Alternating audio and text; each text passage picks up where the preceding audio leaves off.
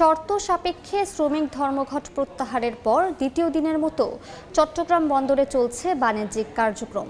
এই মুহূর্তে সেখানে আছেন রিপোর্টার ফেরদৌস লিপি। সরাসরি চলে যাচ্ছি তার কাছে।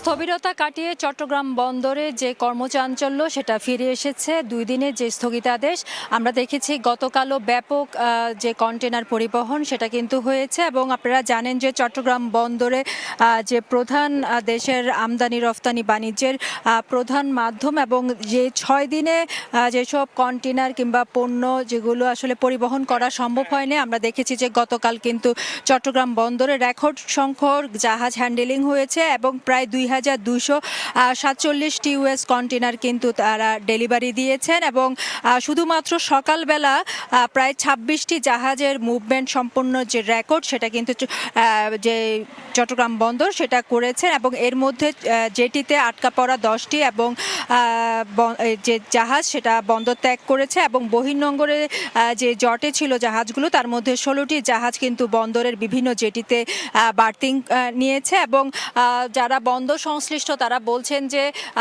শ্রমিকদের যে ডাকা 6 দিনের কর্মবিরতি, এর মধ্যে যে গতকাল এবং আজকে তারা চেষ্টা করবেন যে সব কন্টেনার জট পেকে রয়েছে সেগুলো যেন দ্রুত আসলে ডেলিভারি হয়। আর এইদিকে যে বন্দর সংগ্রাম পরিষদ রয়েছে, সেই সংগ্রাম পরিষদ দুপুর 12টার দিকে একটি সংবাদ সম্মেলন ডেকেছে। এবং আপনারা জানেন যে 15 জন কর্মকর্তা যারা আন্দোলনের সাথে যুক্ত ছিল তাদের দেশ থেকে নিষেধাজ্ঞা এবং সম্পদের যে তদন্ত সেটা নির্দেশ দেওয়াতে তারা সে প্রতিবাদ জানিয়েছেন এবং বলছেন যে নৌ উপদেষ্টার যে মতামত সেটা যদি না মানা হয় তাহলে কিন্তু তারা আবারও লাগাতার যে বিরতি সেটা শুরু করবেন। তো এই ছিল আমার কাছে এখনো পর্যন্ত চট্টগ্রাম বন্দরের সর্বশেষ পরিস্থিতি।